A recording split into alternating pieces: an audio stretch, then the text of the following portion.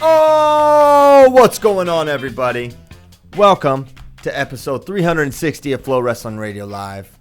I'm your host, Christian Piles, joined occasionally and always by my mainest man, who's back from PA States. We have to give a name to whatever it is, your dungeon, your basement studio. We'll come up with it. Maybe we'll crowdsource it, because the people are funnier than us, definitely. They're more creative. And we have a lot of viewership, so we're likely to get a really good answer. But table that. Willie, how are you doing? I'm doing wonderful. I'm awesome. What a good weekend. What a weekend. I mean, we knew it would be great. It was honestly, if I were ever the wrestling czar, I would split up conference weekend into two separate weekends. I'd have Big 12s on one weekend and EIWAs, and then Big 10s on one and ACCs on another, and Pac-12s and EWLs. MAC, split them up 50-50. And maybe that wouldn't be fair, and they'd be whining about the extra time off or the whatever. I don't care about that, because as wrestling czar, we make the decisions that are best for me, right? And what lets me watch more wrestling. And I wasn't able to do that because, poor me, I was at Big Tens, and it was freaking awesome. And I think before we get going into conference week, I think we have to extend our condolences to the Smith family. Leroy Smith, the father of John, Pat, Mark, and Leroy Smith, the patriarch of the Smith family, passed away this weekend. I think while Big 12s were going on, had to be an extremely difficult time for Coach Smith, for Coach Perry, who is, Chris is his grandson, and Joe, his grandson. So obviously an incredibly influential, important man to the sport of wrestling, and he will definitely be missed. So condolences to the Smith family for that. So kind of a sad way to start the show, but we can turn around with some Big Ten discussion. One of the bigger topics that were outside of wrestling for Big Tens was the idea of ducking, or guys missing matches, or guys medical forfeiting out. And we saw two pretty high-profile guys implement this. Micic wrestled one match and forfeited out, which was actually kind of a known thing that was going to happen. But then Shakur Rashid, he wrestles to the semis, wins his semis, looks good to me. I thought he was in control the majority of that match, and then doesn't wrestle the finals, which, obviously stunk. Kale kind of acknowledged, not ideal to do that on Big Ten Network, but we're going to make the decisions best for us every single time. So that's what they think they're doing there. But just thoughts in general on, is this ducking? Is this just, what do we call this? And, what are your thoughts in general, Willie? Well, I don't know. When it comes time for conference tournament time, you can say it's ducking in the regular season. When it comes time for conference tournament time, I don't know how you say it's quote unquote ducking, because all it does is hurt that wrestler. I mean, Micic is going to be hurt by it. I mean, yeah. Okay, let's be clear. Let's be clear. Nobody is saying that Micic ducked, right? Nobody thinks that that's a duck situation. But they are saying about Rashid. But in both cases, they're going to be hammered for it. Micic is going to go from Shakur's going to be the 2 seed. So I don't know how he's going to be hammered. Hammers Zavatsky. Why is he going to be the 2? He doesn't have. Is he's going to be the 2 simply on the others' terrible rankings? He'll be undefeated. He doesn't have any quality. He has no quality wins. He'll have beaten Vince, and those other guys have losses, which will hurt their win percentage. Which, of course, the obvious rationale is, well, of course they have losses. They were out there wrestling all season long, but that's not how the NCAA looks at it. So I think, don't you believe he's going to be the 2? Well, no, it's going to be Zavatsky. I know I said that last night, but then I remembered that Zavatsky split with Max Dean. Anyway, it's either going to be Zavatsky or Shakur. When I ran the numbers, looking again, they need to come out again later. So, but going into conference weekend, Zavatsky comes out ahead in the seeding matrix. Well, 2 and 3 don't mean much. It's not really. It's 2 or 3. It's 4 that means a lot. So I don't know. I don't know if I consider it ducking. Anyway, I feel like it's maybe a bad look, right? You don't have a final. Yeah, I agree with that. And there's another thing to look at. I mean, with Micic, it was clearly this guy really shouldn't probably be wrestling, but he needs to wrestle so that he can qualify and then he'll get out. Shakur seemed fine to me. I read this as Penn State, they want to beat Miles Martin. They have a game plan they probably want to implement, and they want to implement it at NCAAs, not at Big Tens.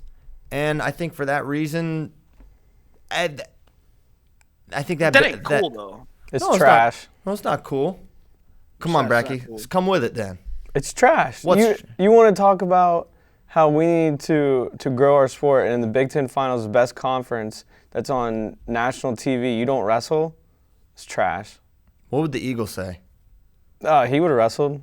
The Eagle would have wrestled. He's got a broken wing. People don't even know that. Great song. Yeah, I mean, I think there's gamesmanship there going on. And for sure. And Kale can do what he wants. He makes these he doesn't care about anything but winning, right? That bottom line, he's a bottom line coach, and that's what he's doing. And I think it's more that than the injury. I mean, he looked, dude. I watched him wrestle. Why?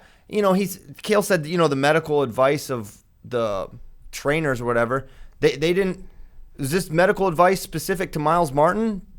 I mean, why is there the medical advice is different with Taylor Vinn's wrestling?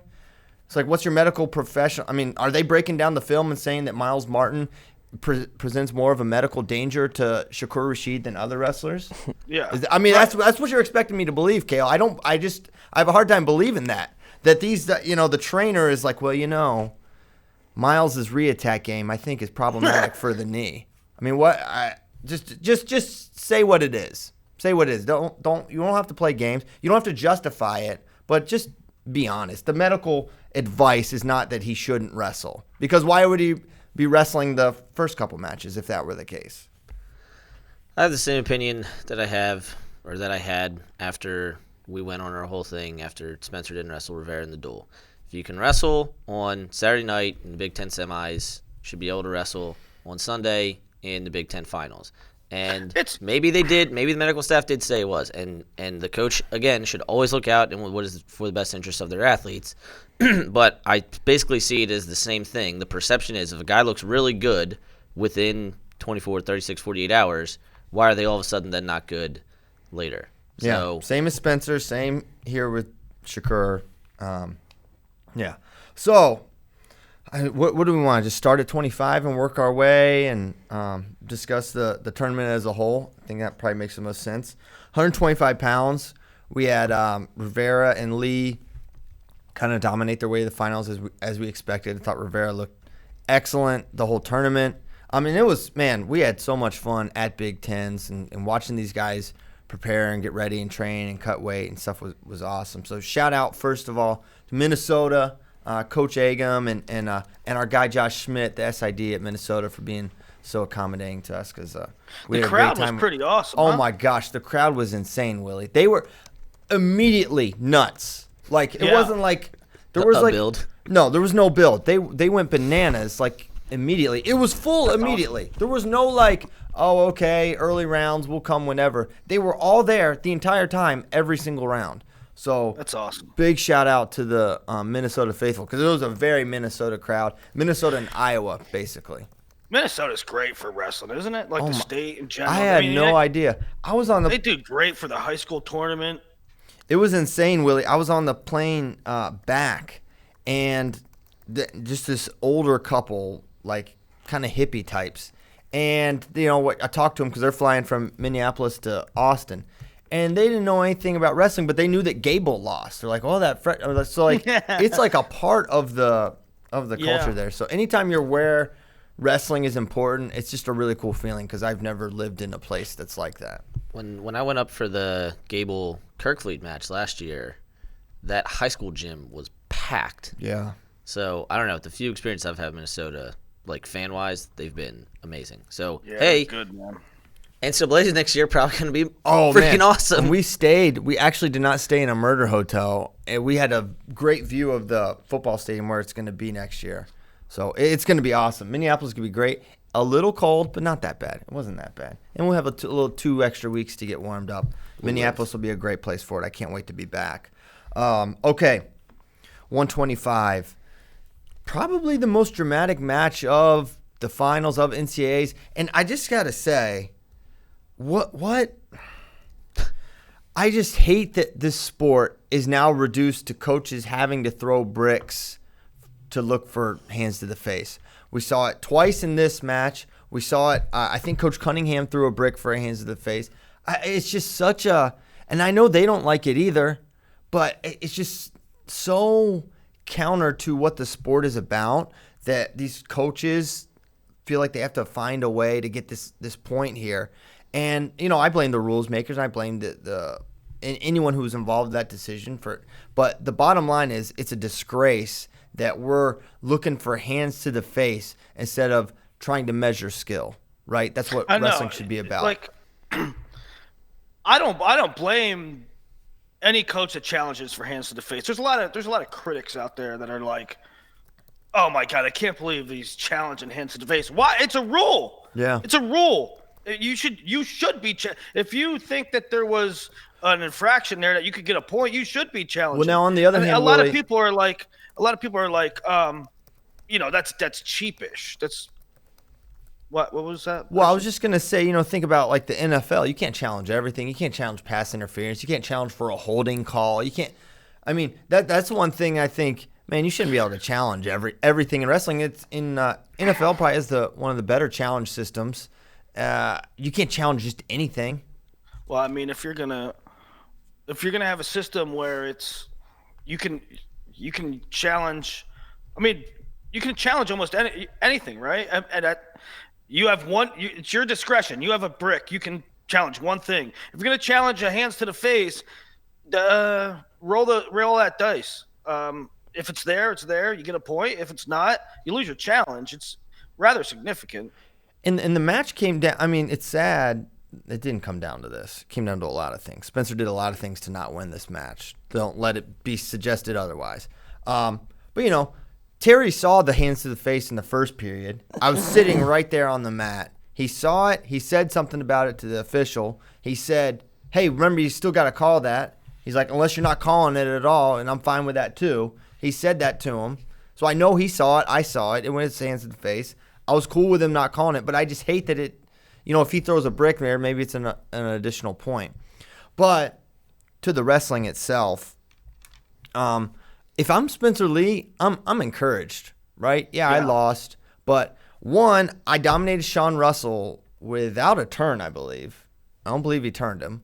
A lot of riding time, a couple takedowns. Okay, you were right there to beat Sebastian Rivera without a turn, and if he was winning, Christian, he was winning 3-0 with riding time with 50 seconds to go. Yeah, that's where ultimately, you can, and I'm doing it. I'm sending the screenshots of the hands to the face, etc. Just because I'm so upset that this is what's dominating our sport, that this is happening. But at the end of it all, it was there to be won multiple times by Spencer. And he didn't, there's 23 seconds and he's up by 2. And he gives up his leg immediately to the go-to attack that Rivera hits on everyone in his hit on Spencer. I just think he didn't, I don't know if it was the focus or just Rivera is so good, and he is so good, but man, just giving up that takedown in regulation is a killer. Yeah. It's a killer. It's a big moment. You're about to beat the guy that's beaten you this year, and you lose your composure a little bit. But I come away encouraged by Spencer's performance, except for one thing. I don't know. this shot in overtime, I've seen Spencer in on that position, that same position, and when he's there, I was like, ball game. Spencer finishes from here every time. And Rivera slipped his arm down. Yep. And sort of reattacked. I've never seen anybody do that to Spencer. That was the one thing I was like, ooh, that's different. And I mean, to me, it looked like maybe Spencer doesn't have his typical strength. I don't know. Well, I couldn't believe he couldn't lock that double right underneath it. I mean, he was in the double leg. If he just locked his hands up, I don't think there's any way he gets hipped into like that. It was really, really, really surprising. It's funny. So my son is maybe the biggest Spencer Lee fan alive. He literally told me Northwestern is his least favorite team because Sebastian Rivera is on it. I'm like, man, solely because of Sebastian. I'm like, man, you would probably really like Sebastian, but whatever. He's 7. So we're watching the match. Well, first of all, he's very mad he couldn't watch the match live because of a big Rutgers basketball game or something going on. But so we get as soon as I get home, he pulls it up. We start watching it, and I'm watching it in the third period, and it's when Rivera gets away, and he's like, they went out of bounds. They shouldn't be one. I'm like, well, I was like, Caleb, I'm like, oh, stupid Caleb, you don't know what you're talking about. Listen to Daddy. I'll explain it to you.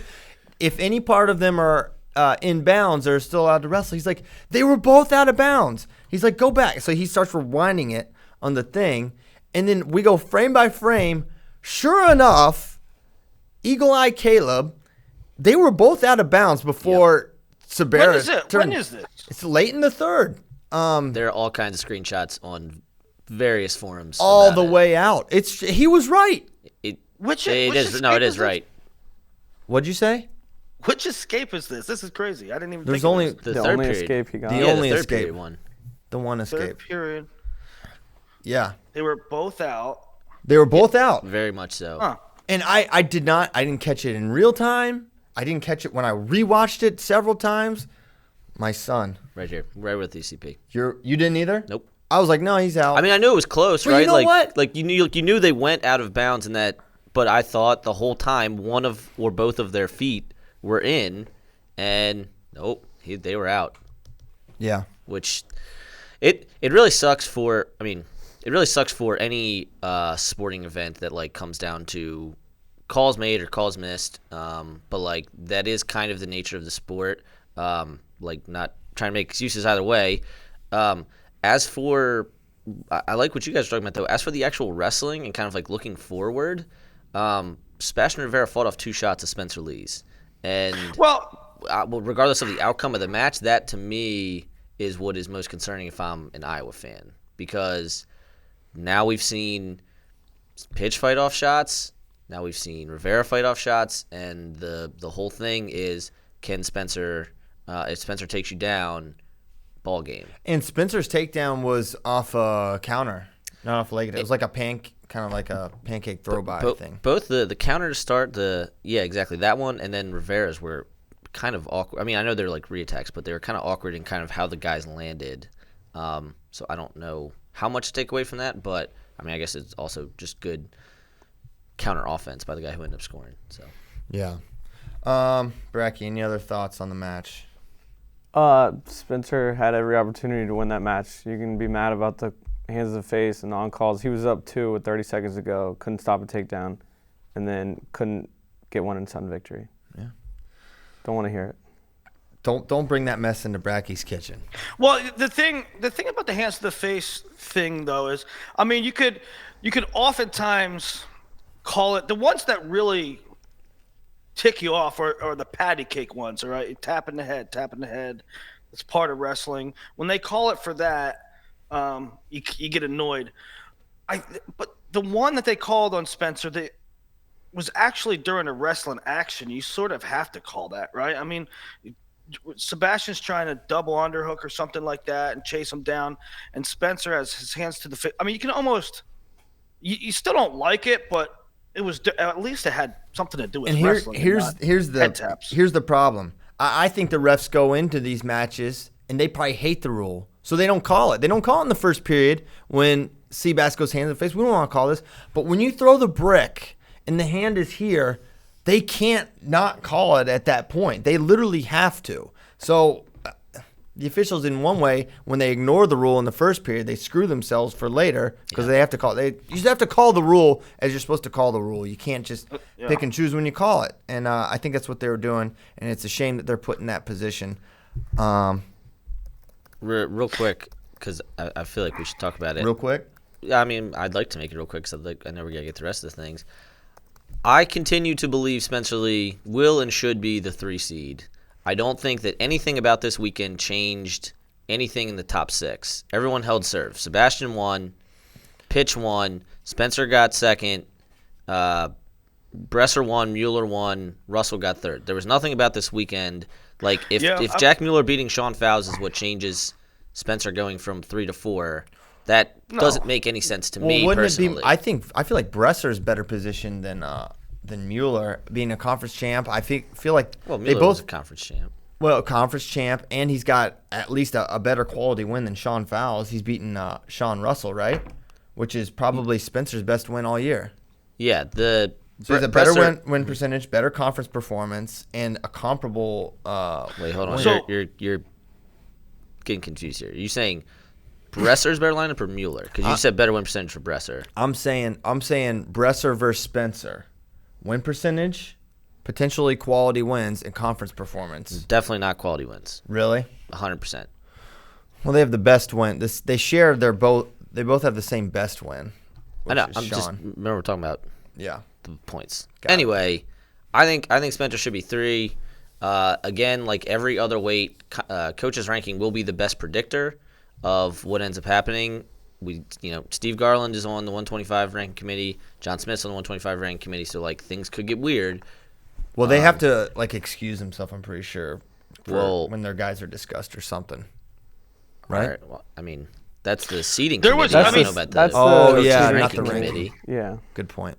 Another part of that, like Spencer's up with 50 seconds to go. I was like, wow, pitch is going to be the one. These two are going to hit in semis. And it turned rather quickly. But no matter, you think Spencer's the 3? Yes. Undoubtedly. I mean, again, the coaches can do whatever they want. Thing. But yeah, I think objectively speaking, so we talk about it all the time with rankings, right? That's a 3 loss. Being undefeated, 3 loss guys. Spencer is going to be the 3, and Bresser's going to be the 4 or 5. Yes. Being undefeated to guys below you is the same value as only having losses to guys above you. Yeah, I see what you're saying. Right? Mm-hmm. So that's why, and everyone helps. But winning percentage is a factor. Oh, winning percentage is absolutely a factor. And Spencer's going to lose it to, in the Matrix, Spencer's going to lose it to basically all the other guys in the top 6 except for Russell. But again, you look at RPI, you look at quality win points, you look at schedule. Spencer, objectively, in my opinion, had a better season, even looking at wins and losses. Okay. Now, if you're Spencer, you want to be up there with Sebastian, or you want to be down below with Pitch? To me, I feel like Spencer's like whatever, 3 or 4. He has to beat them both. Well, yeah, but when you think about path. Does it even matter? Do you want to go through one or the other? Who was the last contender? I mean, Spencer's a contender, Sebastian's a contender, Pitch is a contender.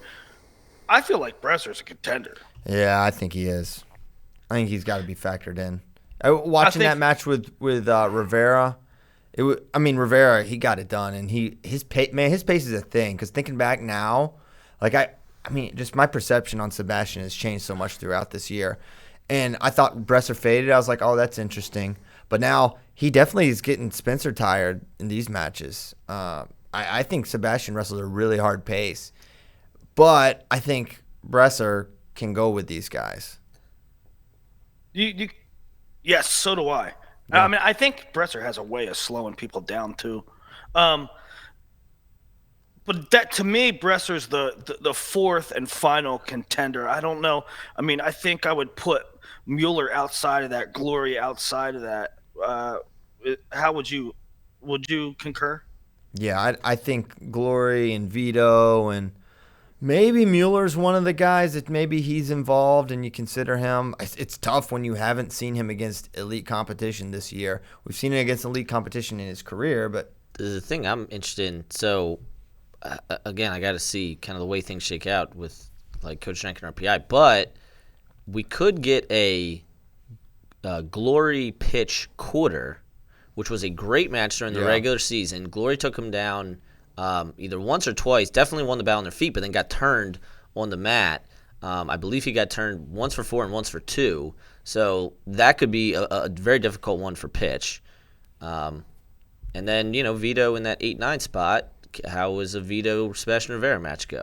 You know what we should do?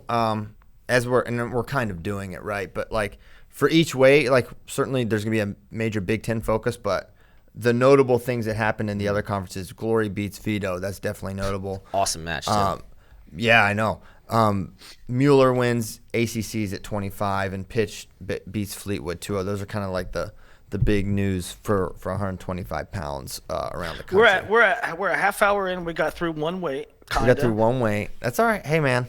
Well, some will be quick. This is 125. Spencer Lee, Sebastian Rivera. That need a little more time. They get progressively less. Yeah. Like 41. It's like, all right, let's see it. Yanni, Joey, NCAA final. 33. Nick Soriano won it. Took out DeSanto in another very exciting and at the end very contentious match. Thought Nick looked as good as we'd seen him this year. Finally healthy at Big Tens after not being healthy the last 2 years. And I think he's going to be my pick for NCAAs still. What do we make of – I mean, you guys were on the ground there. Is the Micic thing, like, legit? I know it's legit. For sure. But I know it's legit. I'm not trying to suggest that. I know what you mean. I know you mean, like, is it going to be a factor at NCAAs? Is it a factor yes, at NCAAs? I think it's going to be. I have no information on that. I don't have any. Just watching, big old brace, and I just think stylistically, I think it hurts him. I think he needs maximum mobility to win, and I just don't know if he'll have it. Certainly he's been the best guy. How recent is that injury? Like, was it a nagging thing? Did that exist when he wrestled Soriano in the duel? I don't think so. It may have happened at the duel. Okay. Because, Soriano was getting in on him. That was a great close match that a lot of people don't think was a great close match. Yeah. Or don't realize that it was. You're right. So, if Micic gets the win in the fashion he did over Soriano healthy, I would take Soriano over Micic if he's significantly injured, right? Yeah, they were or limited. You would say probably that match was like 70-30 Micic, maybe he wins 7. But now I'd say it's got to be like 60-40 Nick. And I'll take, obviously those odds would favor Nick. I think the seeding angle is most interesting. And I kind of refer back to how did they handle Nolf last year? Because Nolf, not only did he do the same thing in default, he got the 3, but he also had a 1 in his loss column with Van Brill. That's fair or not. So That's really, Micic won't have that. So it's curious. I feel like he should be the 3. I think it should be Fix, Soriano, Micic, Philippi, Pletcher, Lizak, DeSanto. That's how I would see 33. I don't know what you guys think. I mean, really, it could go a number of different directions. They could say, you know what, this guy's undefeated. He beat Soriano. Whatever. He's the 1 or he's the 2. He doesn't have a loss. He's the only undefeated guy at this weight. But at the same time, you'd be like, you know what, you get 6 at your conference. You don't keep a high seed. And I would understand that as well. Curious for what you think, Nomad, as far as the seeding ramifications of a Micic medical forfeit out. My immediate reaction was, this is bad for Micic. If I'm a Wolverine fan, I'm very concerned. They're going to hammer him. And then a couple people started not come back to me, just like asking questions. Kevin Beasley being one of them. And then I was like, well, he beat both Big Ten finalists. Yep. Now, one was extremely close. But that doesn't matter for seeding. Well, but I'm talking looking at coaches rank. I'm thinking ranking purposes because that's what's ultimately going to decide it, right? Because the reason I keep coming back to coaches rank is because like all the other numbers are static, right? Like you just know where they're going to fall in line.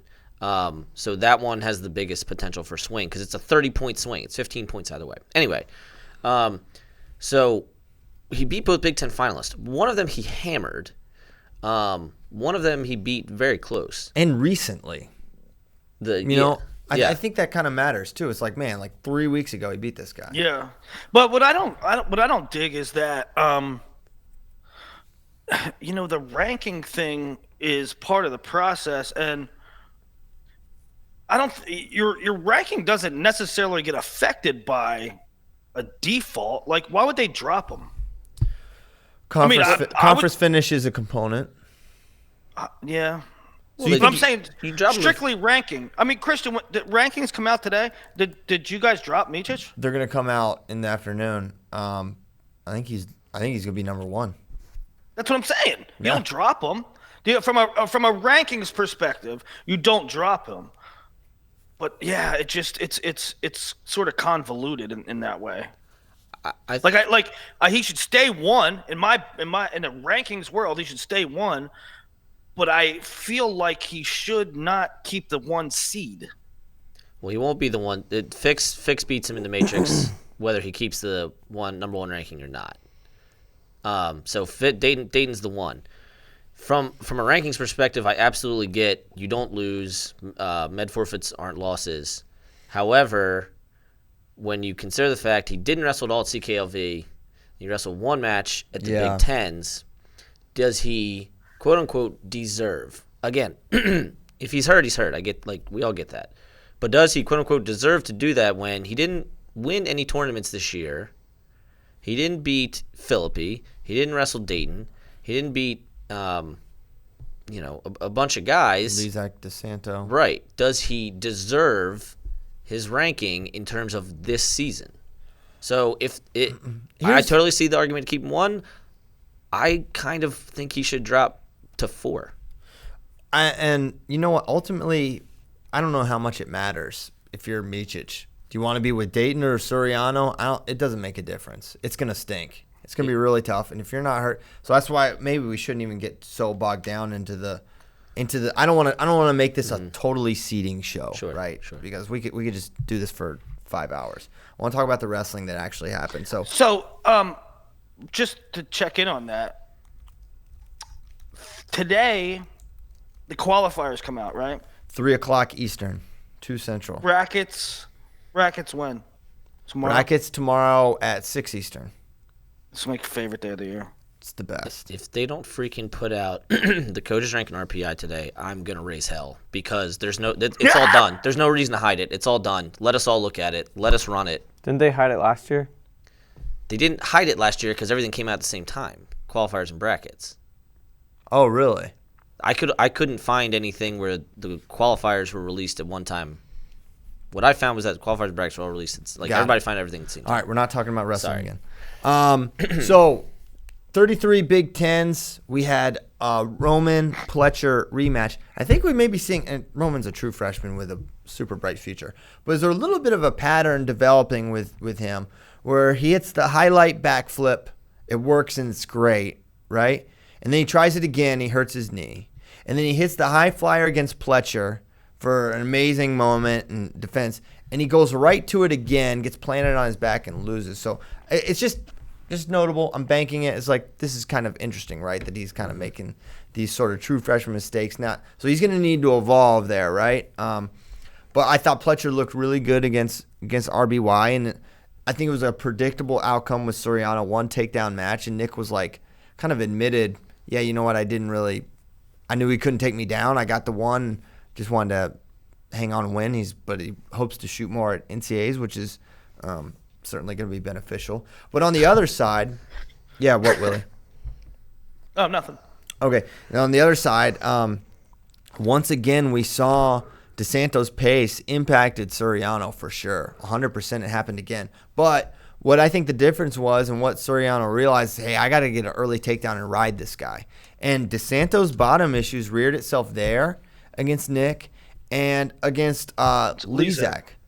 And I thought, man, first of all, Lezak in the evening, when he doesn't have to make weight the next day, is a different cat. And I thought that was pretty apparent. And he rode DeSanto so long. It was, the third period, he needed so many takedowns, it wasn't really possible. And, DeSanto finishing out the back door so, I won't say exclusively because he doesn't finish out the back door exclusively, but against someone that's so good at scrambling and far ankle stuff like Lezak, it's problematic. He needs to, change up his finishes a little bit, even though he did finish, I think, one time from that position. So I thought that was interesting. Yeah, I don't know if there's any other 33 takeaways. Tariq Wilson, or Philippi beat Tariq Wilson, and I don't know the other 33. I think that's the major. Montori beat Austin. Montori beat Gomez. Montori looked good that weekend. I thought he looked really good against Gomez. I think early in the season, I don't have any information about it. I think it was a weight issue or something. He just didn't look right, but now he's rounding into form. He's a pretty scary draw. And he was an All-American last year, so yeah. And I know the weight's tougher this year, but sort of. But it is tougher, and it is. Seth Gross was in the weight last year, right? That guy would probably win this weight without question. In any case, everyone should not be happy if they have to wrestle Montori in second or third round.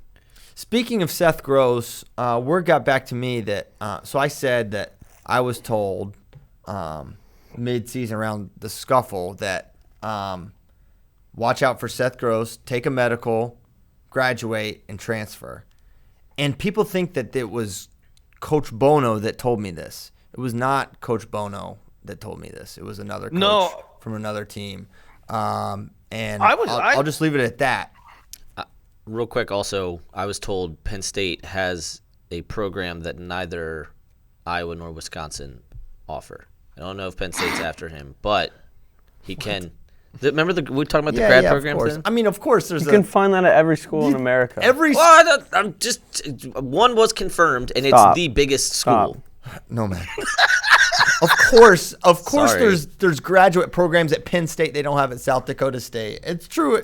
It's literally true for every school. I got thoughts on 33. Let's go, Bracky. Why does DeSanto keep choosing bottom? So I just watched the match story on it. Already had writing time when he chose bottom. I don't know. Okay. I don't get it. That's one. Stop it. Stop it. Two. Don't even try to come in here with this double legs on top, stalling crap on Lezak. I just rewatched the first and second period. Not only he turns DeSanto once and gets back points from it, he gets a one count a couple other times, and he was working the entire time. And multiple times, DeSanto is balled up in freestyle, not letting Lezak get in underneath his arms. Iowa fans are really ticked off about. Yeah, they shouldn't be. He just stinks on bottom when guys have legs in. Yeah, they're really ticked off. I mean, part of it, and I led that parade, right? About if you're on top, you should be working. I led that parade on legalized top stalling, but Iowa is really incensed about it. You can say Dayton, especially because of Dayton. Yeah, you can say Dayton wasn't working for the turn because he really wasn't. Yeah, but don't tell me Lezak wasn't. Exactly because right. If you watch it, he picks him up and almost turns him 3 or 4 times again. Does it need to be explained that Ethan Lezak is trying to turn people? Is that something we actually have to say on air to fans? His best position, unquestionably. That's all he tries to do is turn people. He was trying to turn Austin. He would have loved to turn him again. I thought it was a travesty he got called for stalling Ethan. It was a horrible call because it was an identical scenario to what they hit DeSanto stalling for. And I'm fine with no stall calls there on either side because I do somewhat sympathize a little bit with at the point when the guy does have double legs in and you're flat on your belly, improving is so difficult. And I know in high school there's you're not supposed to call stall if you're getting dominated. I think that's almost like one of those scenarios. Listen, there's not a whole lot he can do. If you are going to call one side for stalling, it would certainly be DeSanto. I thought he wasn't. Yes, it was ridiculous. Lezak was called. Now, I missed the Hawkeye Report forums when Mark Perry was at Iowa and he was riding double legs on all these guys. I can't find those threads, Hawkeye Report. If you can bump some of those when you were really upset about that double leg rider, please just surface those at the top. Any admins at Hawkeye Report, let's look for those because that's one of the most prolific double leg riders. We should move on to 41, but once again, Ethan Lezak postseason, baby. Completely different animal. Backpack is in full form, and I love it. We tried to tell you. We tried to tell you. Y'all didn't want to listen. Totally different dude in the postseason. How about Soriano destroyed him? That was. He had him pinned too. He was pinned. He was sliding on his blades. That might be another quarter at NCAA's too. Yeah, that's not good. Lezak beat Ernest. Quarters are in the morning, right? That's not good. Uh-oh. That's a rut row.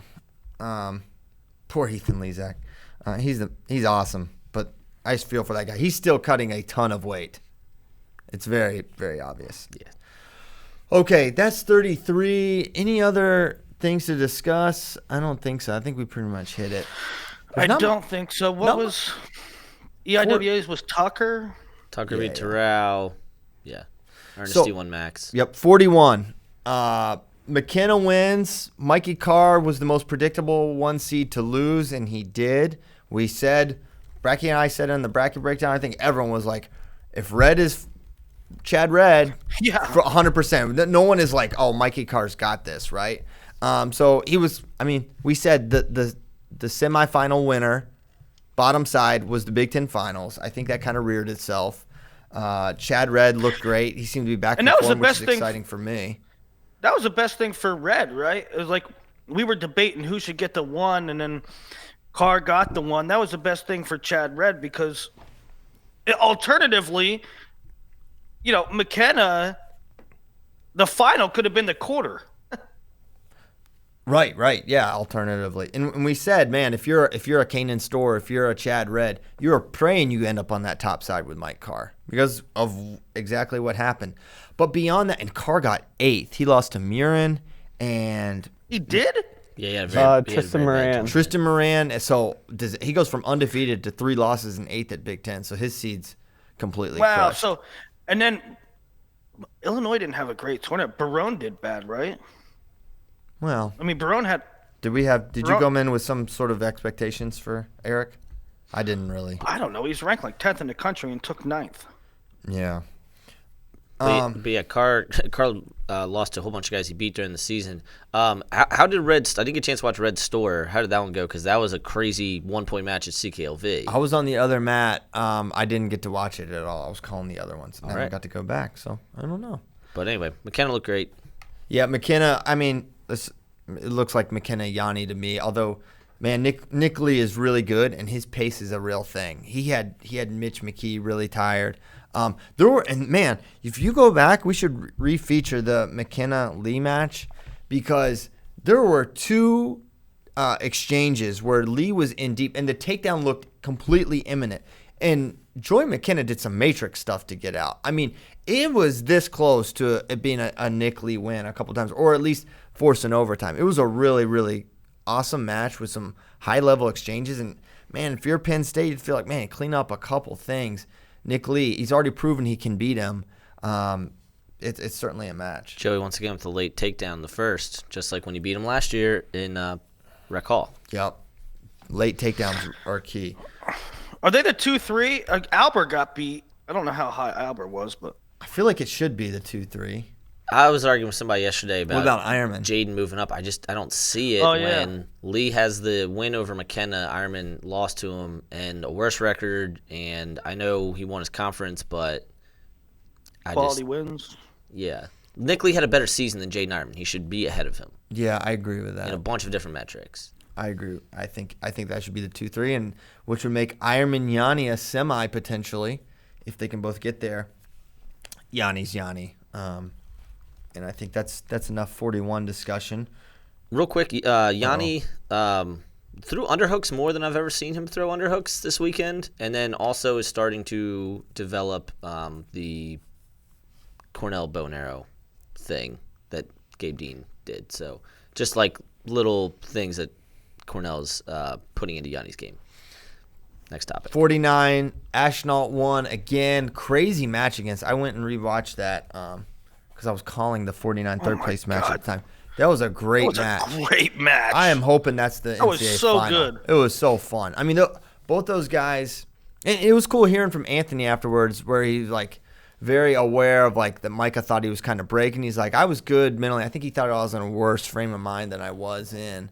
And it was, the reattack from Anthony early, but man, it was definitely in the balance. And I think Ashnault certainly is the 1 seed and he's the favorite going in, but I think Micah is set up well to beat him. My question is Micah's path to get there to him, right? I think he is the guy best equipped, but is he going to hit a Kolodzik, who, by the way, Kolodzik lost again? Kolodzik lost a match in which he gave up 2 reversals and a stall point. He lost 5-4. Mm-hmm. That is the strangest way to lose a match. That's odd. One time, Elliot Riddick got pinned while he was teching someone at EIWA. So I will submit that as odder, but fair. It only happens at EIWAs. I've turned the Boston guy. Rest in peace, Boston University Wrestling. This was their last year. The guy was getting cradled, somehow pinned Elliot Riddick. He got up and threw up the number ones. Did he go kind of like the Big Bird, bounce on top of him? That situation. Anyway, doesn't matter. We're talking about Elliot Riddick. Yeah. So that was the 49 match. What were your thoughts there, Willie? Well, I thought it was one of the best matches of the weekend. And, I mean, you said it, Christian. Micah had to take neutral. He took neutral. It's just with an evenly matched, with the even matchups like those two are, I mean, that's a big point. Yeah, it was a really big point. But Micah did get away. You saw Ashnault work so hard for that reversal, would not give that leg up. And it was really smart wrestling and actually just kind of a tactical error from Micah to leave his legs there because Ashnault got it so easy on the reversal. But then he got away almost immediately, so it really didn't make that much of a difference in the match. I think Ashnault's better, but I just always think he's going to have to give every ounce to beat Micah up because Micah's just that. He's just that dude, right? Is going to give you problems on your feet. Again, take neutral. So I think it's going to be the final again. I didn't like what I saw at Kolodzik this weekend. I understand last year he was the 11th seed and got 3rd, right? So he's kind of done this where he's kind of dipped and then come back strong. But there was nothing about the Ashnault Kolodzik match that made me think it's going to go the other way in NCAAs, and there's nothing about the way Kolodzik wrestled this weekend that makes me think he's going to beat Micah. Yeah. So, are there other names we need to be talking about at this weight? Well, the Berger beating Lugo was interesting because Lugo had been on a tear. He'd won 11 of his last 12. And I thought Lugo looked good. He wrestled back for 3rd. He did. But just that, I'm very curious to see what happens there. But yeah, this weight's kind of, there's a lot of guys fighting for 3 through 8, I guess. So maybe we don't need to spend a lot of time on that. Yeah. I don't think so. I don't think there's other guys we need to. I mean, the other conference tournaments results were Fine Silver over O'Connor. I think they're ranked 4-5 or 5-6. Caden won Big 12s. But I think they're a separate tier. I would say. Yeah, I agree with that completely. Fine Silver beat O'Connor. Oh yeah, that is notable. And Fine Silver's a guy for Micah. Very bad matchup, I think. He's very strong on top. Not necessarily turning, but he will ride you like crazy. He is big, maybe bigger than Micah.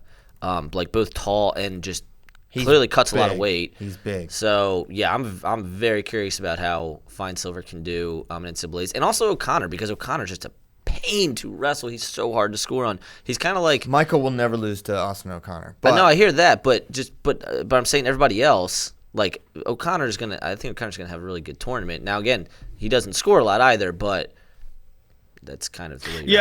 O'Connor, I think there's part of an evolution thing going on there where he wrestles a ton of 3-2 matches. Mm-hmm. It's a hard life. It's especially going through the NCAA. I just think that he's a freshman and when he gets sophomore, junior, he'll be able to score a little bit more. And I mean, that's the way I see that going. But not this year. I think if I'm looking for a landmine for Micah Jordan, it's Mitch Fine Silver. I think he's highly problematic stylistically. I'll co-sign that. Okay. Next topic. Tyler Berger. I love Tyler Berger. He's a really cool dude. But after he shakes Nolf's hand, he says one more. I'm like, Tyler, you just got majored, man. Just you think saying one more is like impacting Jason Nolf? Like one, okay. What if you hear one more from a guy you just majored and then you beat 9-2 earlier? I love the confidence. I just don't understand it. I feel like he thinks he's playing mind games, but this is not a mind game, right?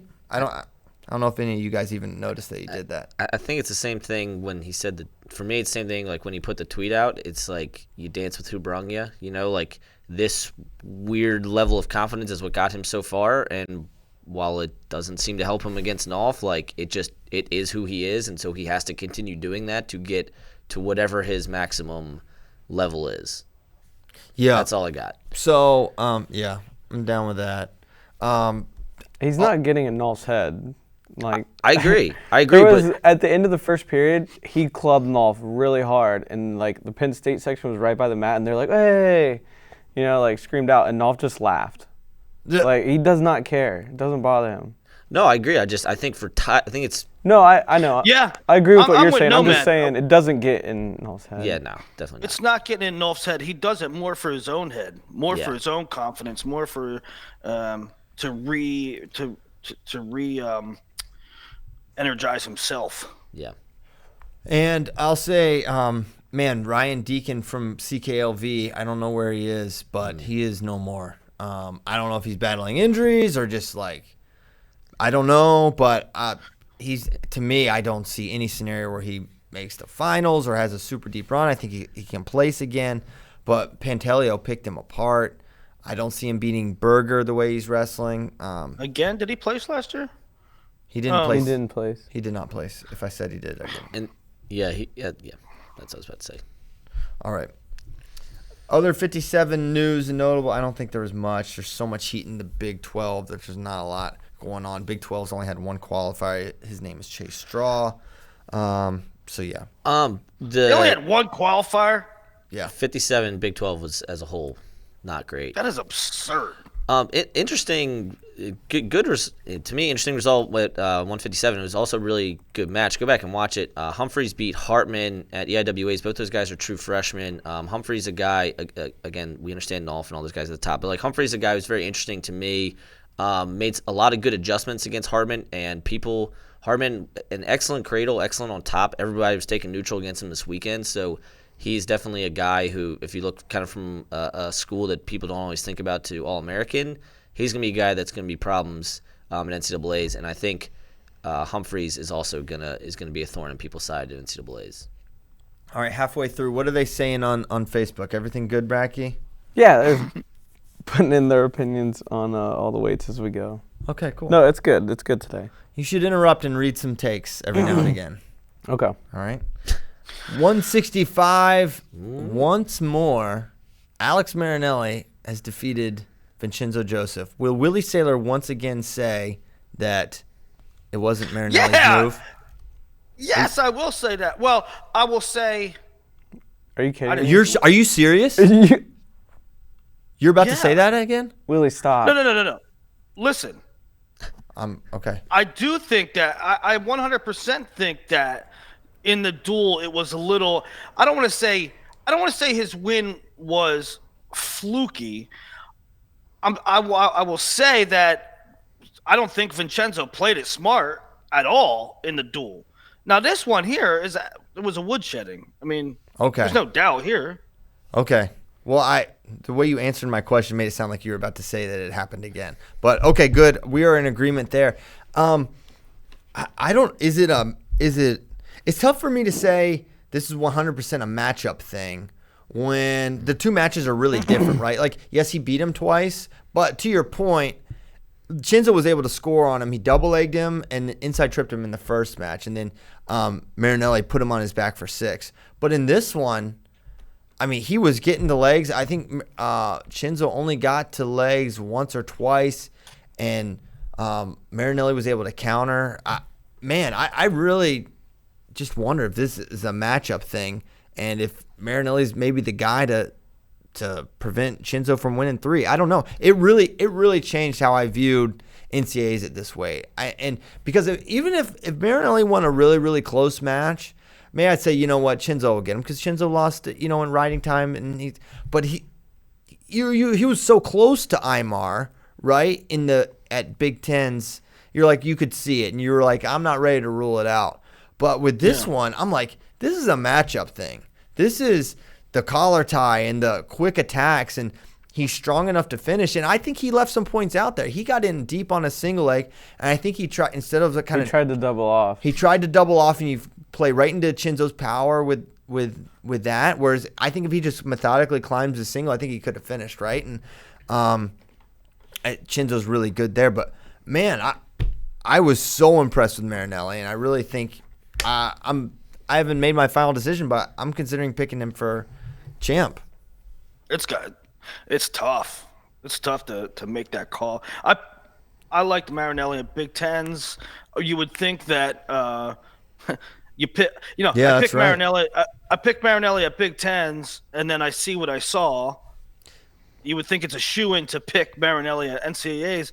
I don't know. Chenzo's always special at the tournament, at the dance. Yeah, but Aymar was too. We've seen guys win too, and then Yeah. They get that gamer tag, and Shinzo is a gamer, and he's a winner through and through. But sometimes that can make us just like project it out for eternity. Yeah. And I don't know, man. At this point, I mean, Chenzo was in a do or die match with Isaiah last year at NCAAs. That's true. But hey, how about that? How about that match? Go ahead. Well, I wanted to talk Wick Marinelli because that was a very different match, and I thought the officiating was not great in it, and I thought as hard as Marinelli wrestled against Shinzo, he got the takedown. I don't understand why he's deferring in the second instead of taking neutral and continuing to take it. He keeps getting ridden for 2 minutes there. I think the way they were calling stalling that match, he could have been hit a lot more. I'm pretty sure Wick got hit at some point, and then like kind of the identical thing was happening, and Marinelli wasn't hit. I thought he was kind of evading at the end. It was a weird match based on how well Marinelli seems to match up against Wick from neutral. I don't know if you got to watch that match yet, Willie. I didn't get to watch that match. So no, I didn't. Did Wick take top? Yep. It makes sense. I mean, the Hawkeye boards were like after they're talking about the seeding, and they are like, basically they're saying we pray that Wick is separate from Marinelli. Yeah, it's a bad matchup. Somehow it seems like he's closing the gap too. Each match this season has gotten closer. That's true. What were your thoughts on the match overall, Bracky? I think that they should have called stalling more. Yeah. It's crazy to watch him being Marinelli just beat Joseph soundly, but then like the semi was like he might not have should have won that match. Yeah, it was. I want to Really, go. it was that close, huh? Oh yeah, I mean, they just decided not to call stalling on Marinelli that match. What was the final, like 2-1? Yes. Because I think he got hit for stalling a couple times. Go watch it. FloWrestling.org. Well, I mean, I'm going to watch it. There's a lot of matches I didn't. When semis were going on, I was at. I mean, Pennsylvania State Finals were happening. Whatever, dude. You goober. Another match I want to watch is Isaiah and Massa. Isaiah was winning for a long time. I think Massa rallied, right? He got tired. Oh, he gassed? Mm-hmm. Okay. He got tired. Well, I mean, it wasn't like so bad, but like. But that was at CKLV. Massa was coming late, and White ended up getting the takedown and holding him off and winning. This time, Massa was coming late, and White couldn't finish it off. Right. Very true. And then Shinzo he beat Massa soundly. So it was kind of like, man, they kind of switched. Like, Shinzo's looking great.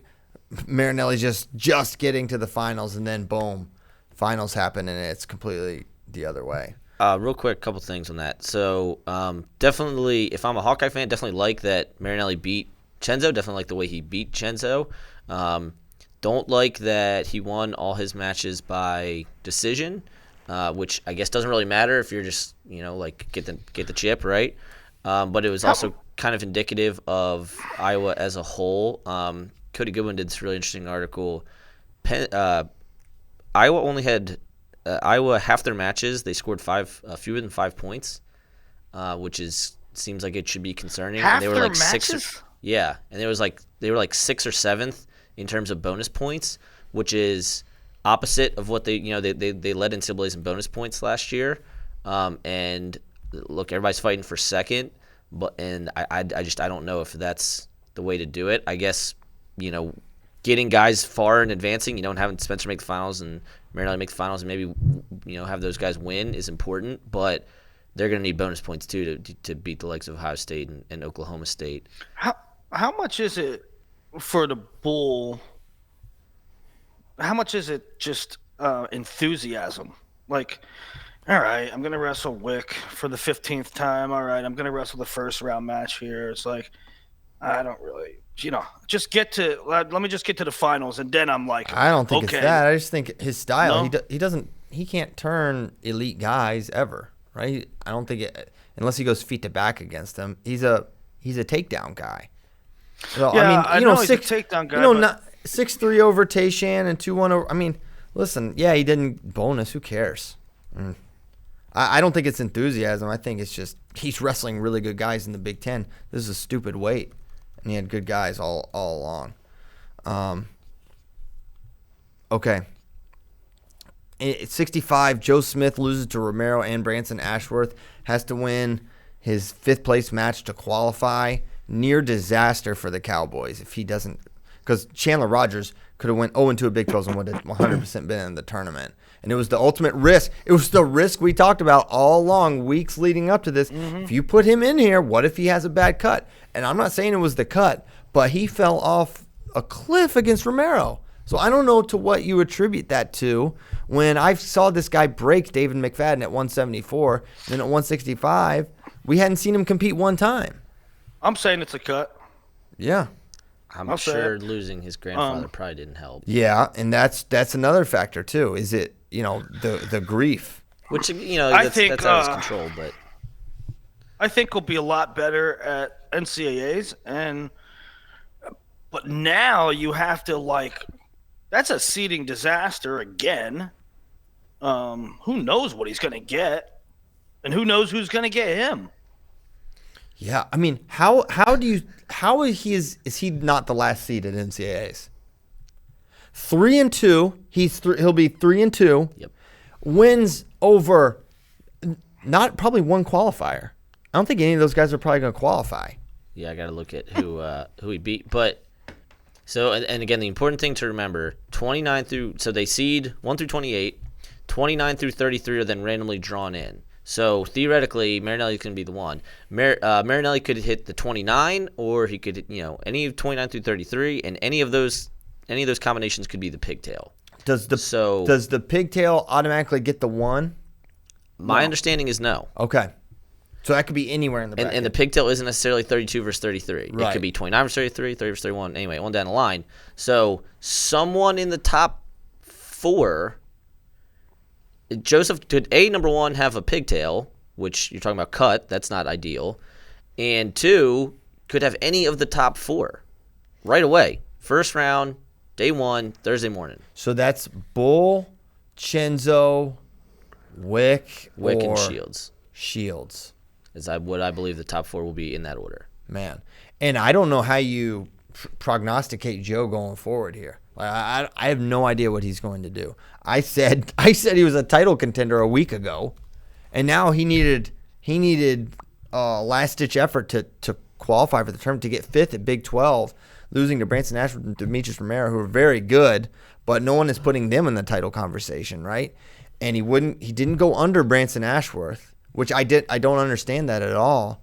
When, Oklahoma State's thing is we take bottom. We put Cade Brock underneath Seth Gross, but you don't go under Branson Ashworth. Under Spencer Lee. Put Pitch under Spencer Lee, but we don't go under Branson Ashworth, who is good on top, but it's not. Seth Gross is transcendent on top. Spencer Lee last year was transcendent from the top position, right? So I didn't understand that either. He took, you know what? I mean, it got to be the cut. He took Romero down 3 times in the first period. Yeah. He was up 7-3 in the third. In the third period. That's, that you would have thought that'd be enough. So I don't know. Man, what does it all mean? I'm hoping. I mean, the tournament will be better if Joe Smith is good. So I'm hoping that he's going to be good. On the bright side, if he wins his first match, he'll have a low seed after that. Yeah, that's a great point. We're really gonna find out tomorrow. We're gonna know all this tomorrow. Yep. Oh my gosh. Real quick, EIW weighs 165. Nothing really to affect seeding, but it completely fell apart, which, given when I was talking to coaches beforehand, like, hey, who do you think is going to surprise? Basically, all of them said they're 165. And I was like, okay, well, some of you are lying. It ended up being Schedule over McCormick, your top seed Gerald. He got 4th. Jonathan Virouette, who sent Marinelli into overtime at Midlands and beat Chandler Rogers last year in NCAAs, he is going to have to get a wild card. So that happened. And then just real quick, Army placed all 10 guys and put 10 guys in the quarterfinals. Kevin Ward got EIWA Coach of the Year. So just kind of a cool thing. I don't know how many teams did that at their conference tournament. Probably not a lot. So just kind of shows a baseline level of goodness at Army. So good for them. And 65 EIWAs was a mess, but none of them probably heavily factored into seeding. Just wanted to put that all out there. Okay. So that's 65. 74. Mark Hall won. Zahid won. He beat Amin. Mark beat Amin. I feel like were there any big shakeups here at this weight? Did the money go to Thon? Yeah. Okay. Oh yeah. 500. Been sent. We covered Mark. Yeah, we got you, Mark. That was shout out to Mark. That was awesome. That was so awesome. It was so fun. It was crazy because after Mark Hall was, if you haven't watched, pretty much everyone has seen it by now, but our guy Joe Kania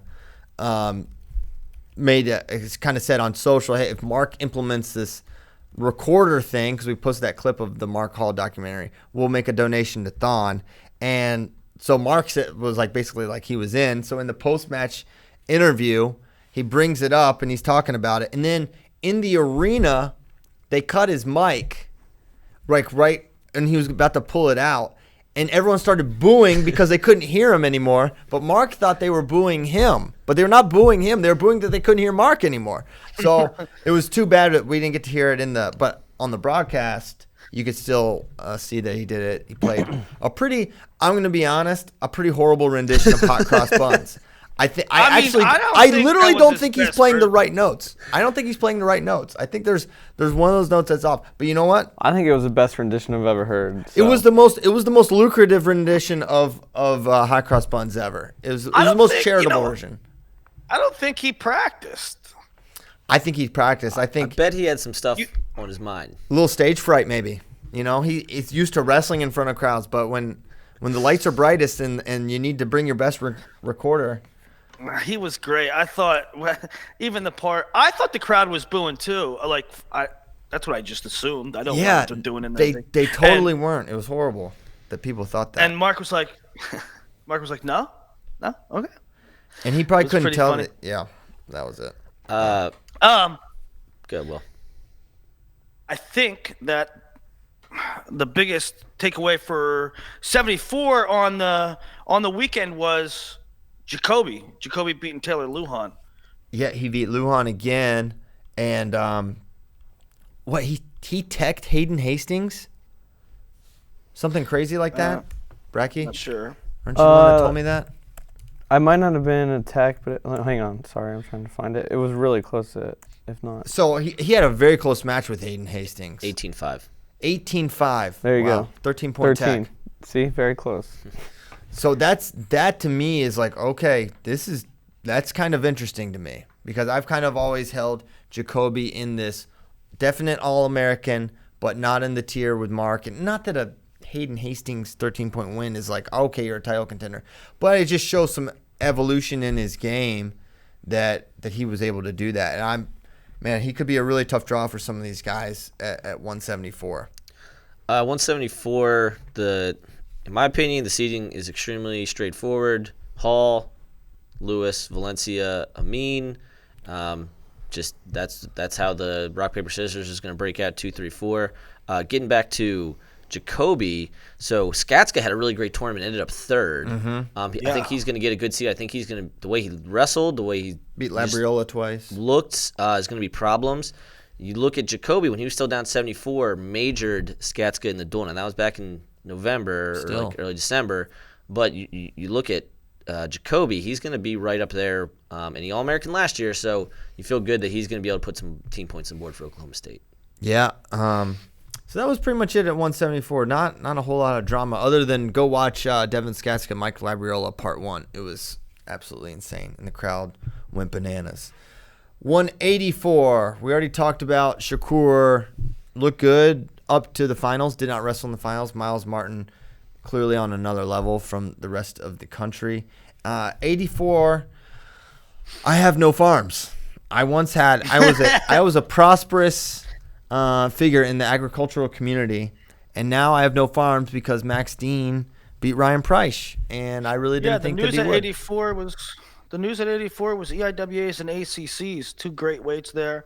Dean over Price and Zavatsky over Bonacorsi for the third time this year.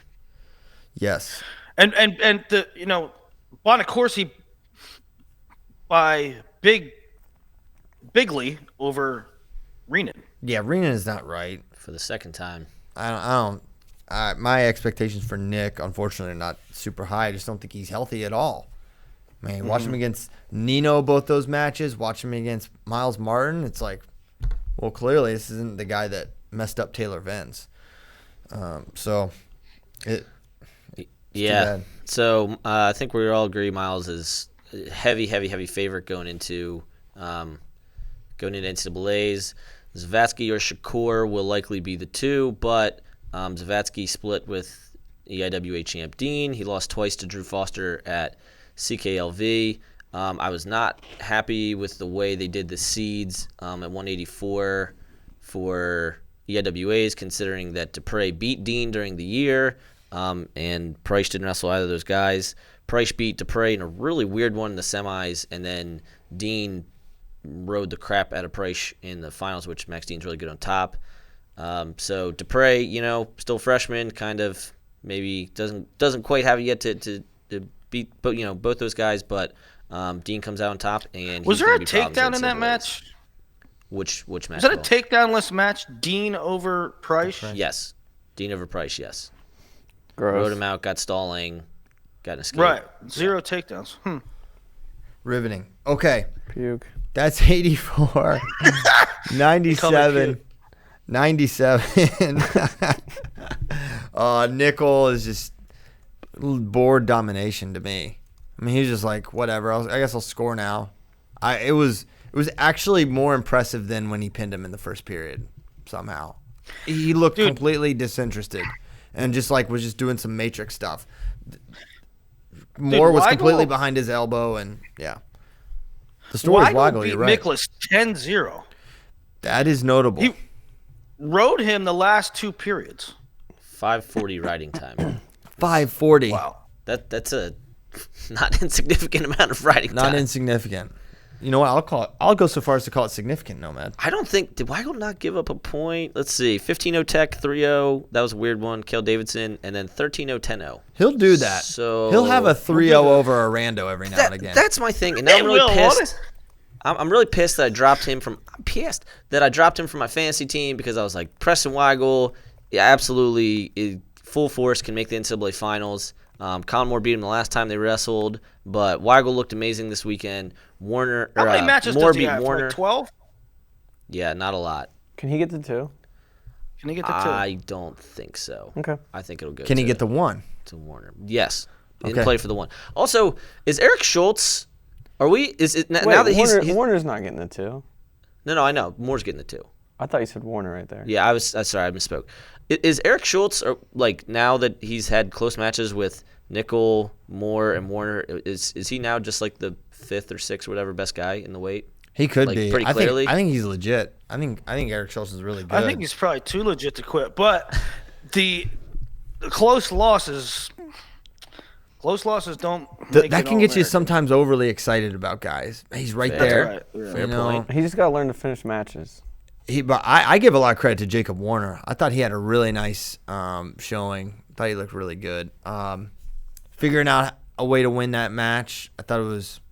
And he wasn't so smoked by Colin Moore. I thought he was in that bout in a respectable way. Yeah, it wasn't. He had a nice blown turn out at all. Okay, I think that's 97. Bo Nickel. Malik McDonald won ACCs. The prophecy fulfilled. Brucky won EIWA. 4 years later. Brucky won EIWAs, so I think he's going to be the 3. I think Brucky is problems for. I think Brucky King 3rd in NCAA. Brucky's the 3? Yeah, bro. Are you telling me that Weigel's going to be on the same side as Nickel? I have a hard time with the schedule that Weigel wrestled. The only thing I hope I just hope Weigel's opposite Nickel. Yeah. At this point I think they're the best 2 guys, and I hope they're opposite. You do? So you think he'd beat Colin Moore? Yeah. I don't know, man.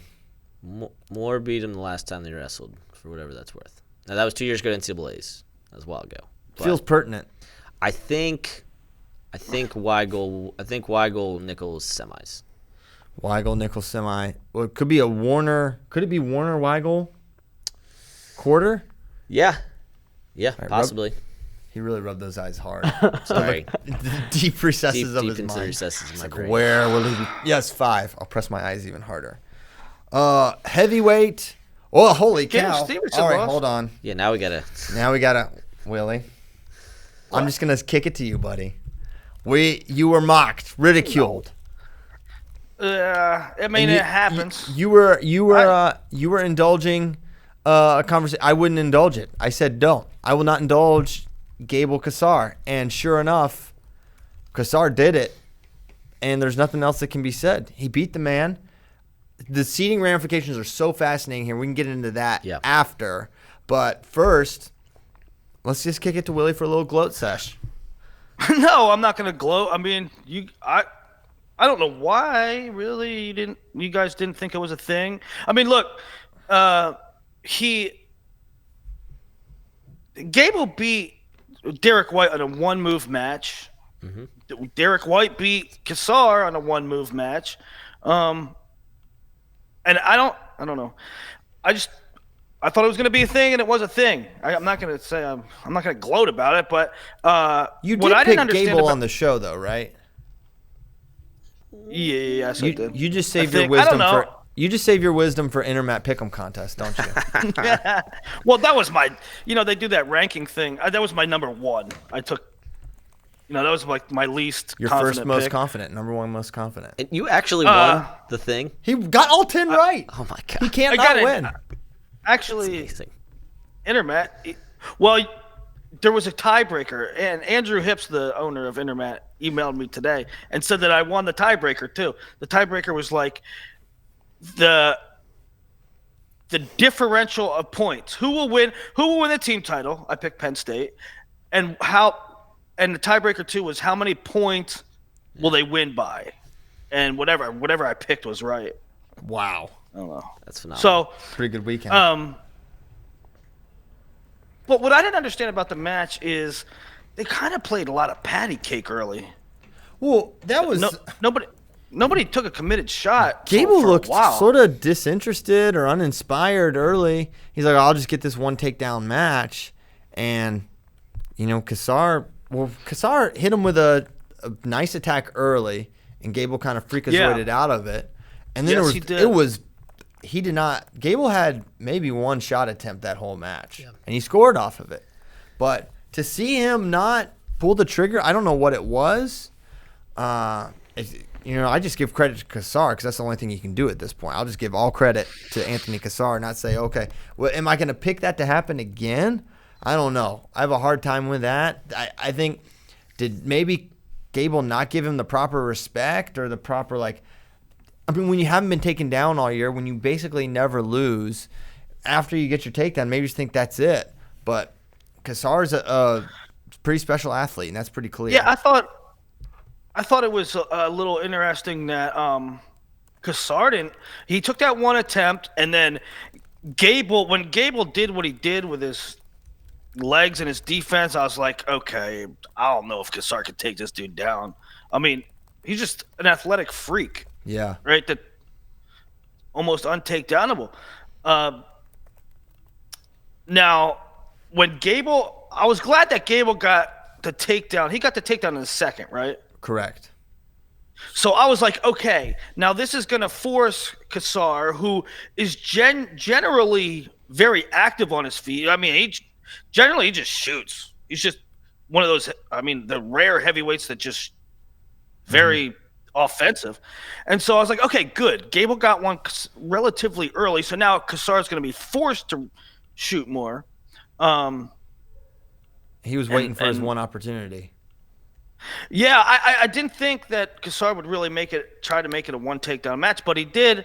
And then what it turned into is getting away. Can Cassar ride him for 30 seconds? What was it? About 30 seconds? About 30 seconds, and it was the cool moment or the exciting moment was like Gable kind of like cartwheeled, almost like hipped over. It looked like he was going to get out, and Cassar was able to recover from top, and Gable was never really that close to getting away again. After they both got away, I'll tell you what. Were you not like just scared to death that Cassar had a stall warning, and the stall warning, Gable was attacking pretty good and went upper body, and Cassar just sort of backed out. Right. It was a very warranted stall call. I thought for sure I was scared to death that Gable in the third period, Gable gets to his feet, and Cassar sort of ran him out. And I was like, oh, dear Lord, they're going to call him for stalling, and we're going to be tied. They asked for it. Coach Hagan was asking for it, but they didn't give it, and I don't think they should have given it either. I don't think they should have either, but who knows what they're calling. Oh, yeah, you never know. You never know. All right, so a few things. Number one, apologies to the greatest mind in wrestling.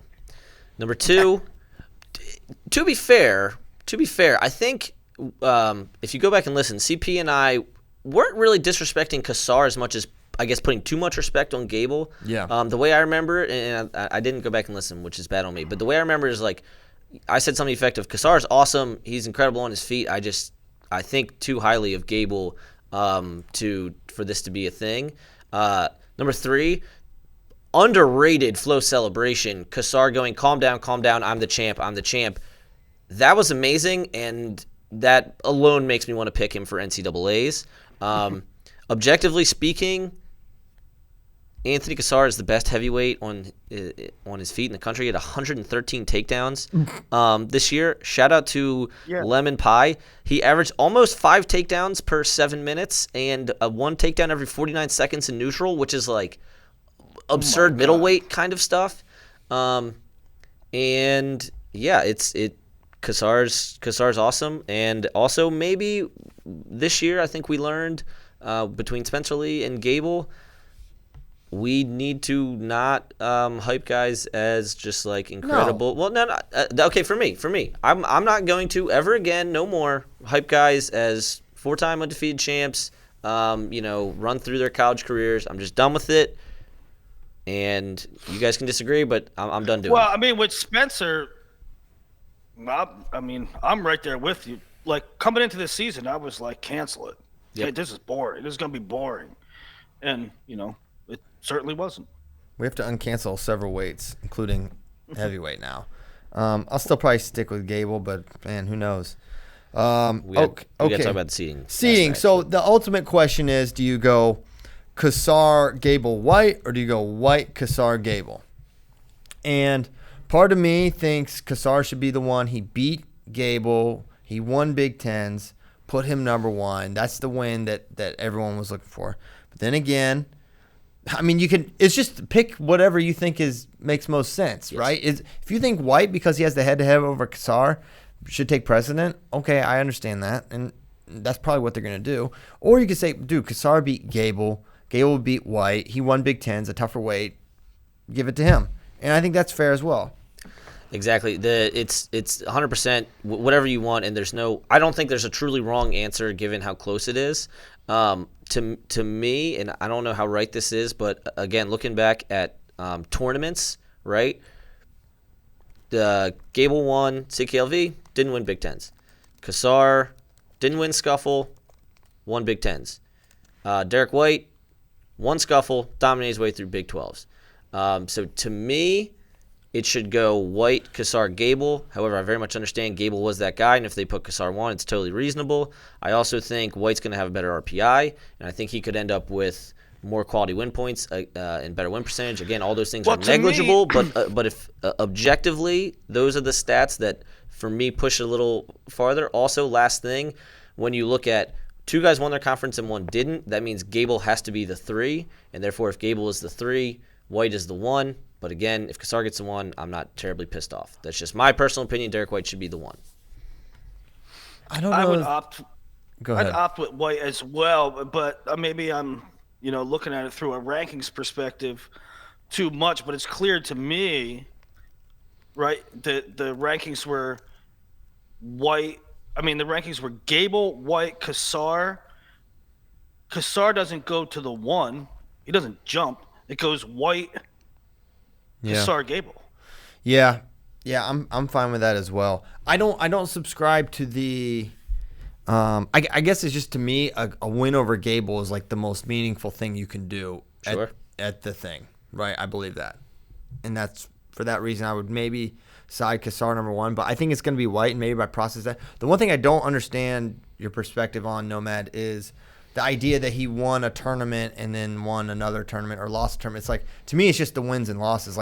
So if Gable was at the Scuffle, it would mean more that he won. It doesn't matter to me. He lost at the Duel. He didn't lose at but he won the Scuffle. But to me, I don't really care where they wrestle or where the matches happen. It's just like the wins and losses and the tournament idea, except for your conference. I don't really get caught up in that. Sure. That's fine. Okay. Other heavyweight discussion. Sam Stoll lost to Jacob Avon of Purdue, and thus now needs a wild card that I don't know if he can get. You think he will get it, and I'm not sure why. There's 4 wild cards, and 7 guys got their bids stolen. Oh, that's not good. But he had that's a not bid. Good for Sam. Correct. No, he didn't. Yes, he did. Did? Well, yes, he did. It was Jensen that did. So here's. How about I punch you right in your neck? Good. Do it. Okay. So here's the thing, real quick on that. For the wild card situation, I'll post it today. But there's all these criteria, and they're all kind of tied into also how they seed things, as well as finishing 1 below the AQ, and having wins over guys who did automatically qualify. So Stoll did not finish 8th, which hurts him there.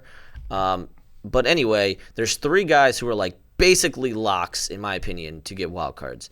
Those are Jake Gunning of Buffalo, Chase Singletary of Ohio State, and Jeremy Sweeney of Cornell, kind of based on where their RPI and win percentage and coaches rank fell prior to conference weekend, right? I just think like they're going to do so well that it's going to be okay.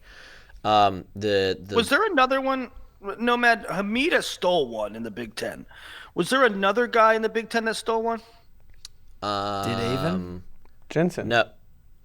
Yes, Jensen. Jensen, yes. Sorry, yeah. Those guys are both good too. But anyway, looking at the last 2 guys, in my opinion, that it comes down to are Sullivan of Army and Stoll. Both those guys finished outside of their one below AQ, right? With Stoll not finishing 8th at Big Tens and Sullivan not finishing 5th at EIWAs. So then I go to most wins over guys in the field, of which Sullivan had, or guys who were already in the field qualified, of which Sullivan had 1 and Stoll had 3. And Stoll's coach's rank was 11 going into the weekend, and I know he had a very bad weekend. He lost to Jacob Avon, and they should rightfully punish him for that. But I don't think they're going to drop him that hard from 11 to whatever. He has a win. Let me ask the guys. I want to get into Stoll's resume real briefly. Go ahead. So he beat Grimmel, who's a qualifier. Correct. He beat Hamida, who's a qualifier. Correct. And he has an injury default win over Conan Jennings. That match started, so that's a win. It was injury default like 20 seconds left. He was up like 6-0. He was beating him like 7-8-0, yeah. So you hope strongly that will be considered, right? Because certainly he was going to win that match, right? And he pinned Deuce Rochelle. Yep. That has to. I mean, no one's talking about that one. No one is talking. Means absolutely nothing. It actually means the most, Willie. My question for the guys on the ground, Kyle and CP, is that what was the body language like? Like, I don't know. When I see Stoll lose, and then like he loses to Jacob Avon, no offense, Jacob Avon, and like he needs a wild card, and he's been injured all year. The man was shot. Is he good? Is he good enough to go? I mean, does he even want one? I would certainly think so. See, I think it's a good question. I don't know. Really. I mean, I wasn't there. I mean, maybe he's done. It's a good question. The first two matches against Michigan State kid and then Gable, I thought he looked good. Like, probably the best he's looked all season. Like, he was standing there hand fighting hard with Gable, and he clearly had a game plan. It's just when he didn't wrestle good against Avon, and when guys get in on his legs, he's really nervous about his knee, and I can't blame him. But, I mean, I thought the first two matches he actually looked pretty good. Okay. Yeah, I did. I mean, he had a 5-3 with Gable. Yes. I mean, and to me. And he was standing there banging with Gable and, like, moving him around the mat. I was impressed with him. Oh, man. In that match. I strongly hope he gets one. I think maybe it's not fair within the process or whatever you want to call it, but I really hope Sam Stoll gets one and he doesn't have to go out like that after everything he's been through. But you know what? The sport is merciless, and you get what you get sometimes. I want to reiterate one final time now that we've kind of went through everything. Everything that I have said today as far as wild cards, and then on Twitter yesterday, wild card seeding, all that. The coaches could completely screw it up, so I'm just offering my opinion. So nobody try and dunk on me. I tried to look at everything rationally through the lens of the seeding matrix, and they could completely screw it up. So just know that weird stuff's going to happen. Anyway, let's go to Q's from F's, shall we? Quarterfinals, Q's from F's. There was one that I didn't make it in here about Willie's obsession with the Hawkeye report, and I think I would like to start there. Willie, can you explain why you're so obsessed? Because here's the thing. You belittle them. You hate them. You say there's no rational thought. You said that maybe 10% of them, or 10 or 20 posters in total, are worth reading. Yet, you reference it on this show, basically every show, and you yell at them on Twitter relentlessly. That, to me, is a you problem, not a Hawkeye Report problem. Your retort. Yeah, maybe you're right. Maybe I shouldn't even pay attention to it. But I do. It's like it's probably the most active board going. I guess I pay attention to it because it's active.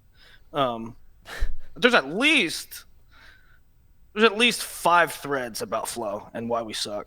They really, they hate us so much. But they love us so much too. They love us so much. It is. Hey, Hawkeye Report, we see the numbers. We know you love us. You know you love us. And we love you. And we love you. Deep down, Willie doesn't. It's like, as soon as Shakur, they're so sensitive, man. They're the antithesis of what their program is. As soon as Shakur default, they're like, Willie, he better rip Penn State and Shakur. It's a totally different situation, guys. Don't worry about that. But then I guess somebody from Flow is doing Instagram, and this says, like, they'll put a picture in a Hodge ? Right? They are all bent out of shape that Marinelli didn't get one. Oh my! We obviously hate Iowa. I'm sorry. Well, you're on there, so I don't know. I fully get maybe I shouldn't be.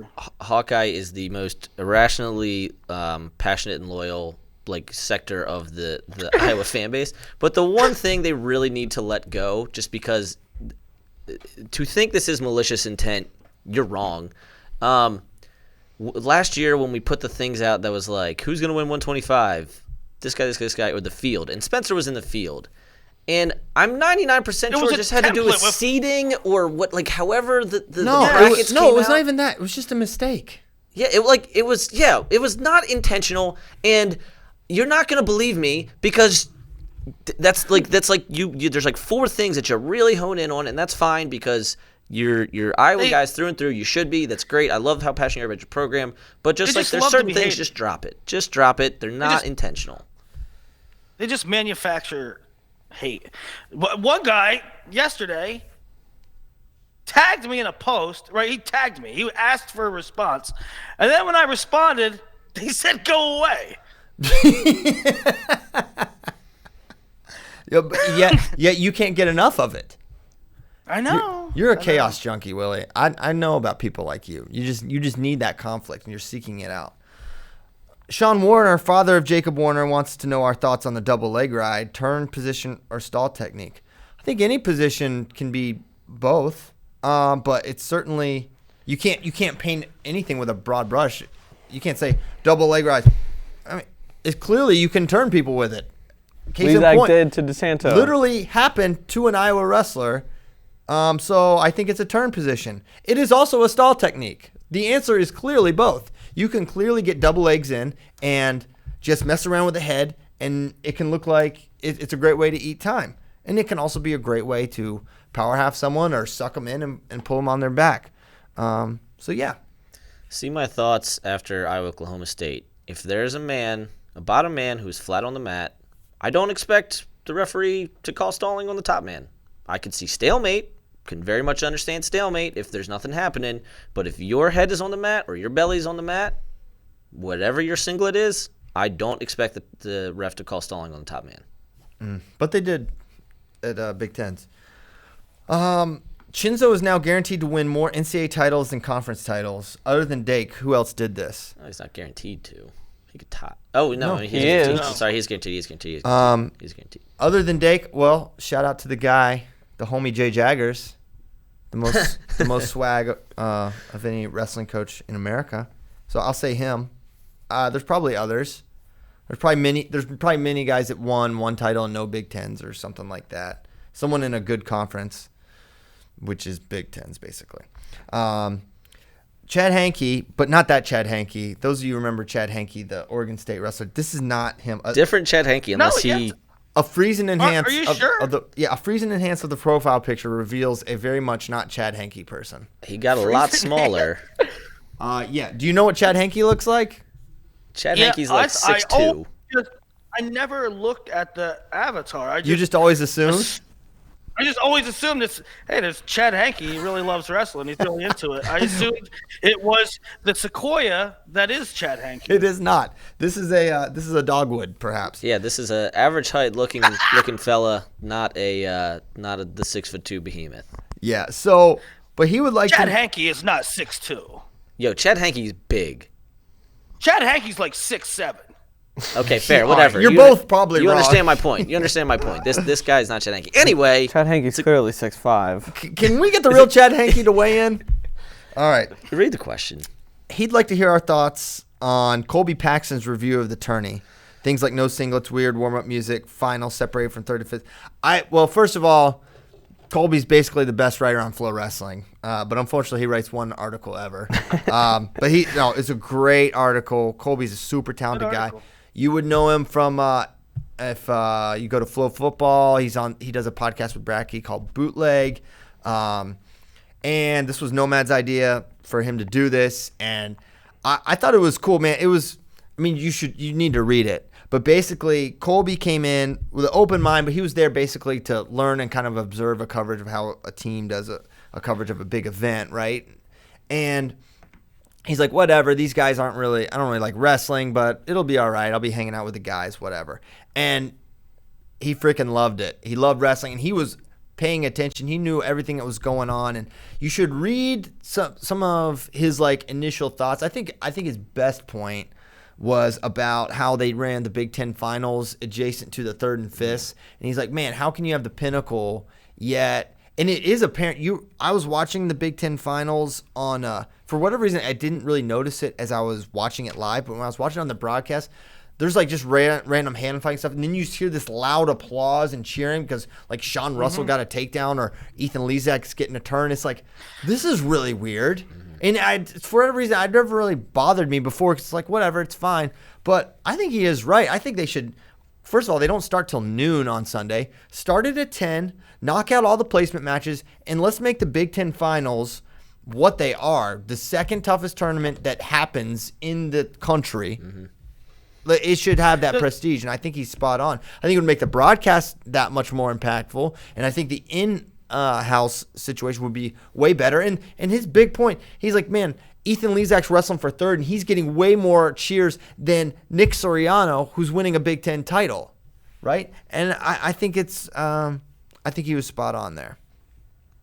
He's also right about the singlet. Yep. He's right about the singlet, and that was that was nothing we planted or incepted in his mind. He's like, wait, why? He's like, they don't need to wear that, and he's completely correct. It was funny because we got there on Thursday, and we got there right as Minnesota was practicing, and then we saw literally every team come into the room over the next 2 days, and he's like, I thought you guys practiced in singlets. He's like, now that like I see like you don't practice in singlets, it's like, why do you even wear it in the match? Yeah. It's a great point. And, some guys do practice in singlets. Yeah, sometimes. yeah. There was like, I think I saw Griffin Parrott. He was like the only one. He's like, but I thought everybody did it. Yeah. No, it's not like that. So I don't want to spoil the article. It's up on the site right now. It's called An Outsider's Perspective on the Big Ten Tournament. Read that. Also go to flowfootball.com. Give them some traffic there. Look around. If you like football, I think you'll like what you see there. Let's give Flow Football a traffic spike today to show the power of Flow Wrestling Radio Live. I think myself and Colby would appreciate that. It was a really good, well-written piece, and Colby, being from Arkansas, I mean, Colby wasn't just like a non-wrestling fan, right? He wasn't like somebody from Iowa who never got into wrestling. He wasn't somebody from Minnesota who never got into. He was from Arkansas, where high school wrestling didn't exist at the time. So, I mean, it's really interesting piece. Colby's old school, hard working guy. He would have been a good wrestler. He would have loved it. He would have wrestled. I thought Colby crushed it. I haven't read everyone in Flow Sports, but I think Colby is probably the best writer in Flow Sports. I sit next to him every day. The dude works his ass off. You stand next to him. What weight class is he? He's a 84-97. He's a big boy. Yeah, he's big. I really liked I just think it's really good for people who are like really in this to remember some of the things like, oh yeah, these guys beat up on each other every day in practice and are still friends, like that paragraph.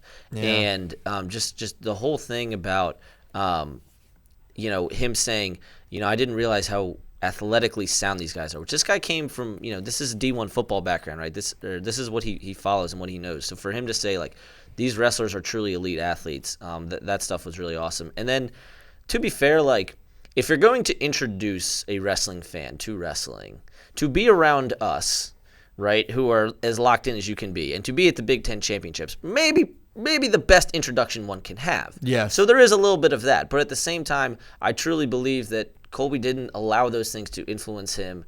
He just, really fell in love with some certain guys that you'll see in the article. So I'm sure most of you that are here have probably read it because you guys are the diehards. But if you haven't, go check it out. Show Colby some love because it was awesome. I like this point about practicing together. They just start, Purdue comes in and then Michigan comes in and they're all practicing, not with each other, but in plain sight. He's like, dang, in football, that's kind of like a, military classified. Penn State was on. You don't want to. We were talking about it afterwards too, because then on match day we went into the back, and it's just a hodgepodge of the teams like just drilling right beside each other. He's like, man, this could never work in football. Like the football players can't shut up. There would be so many fights.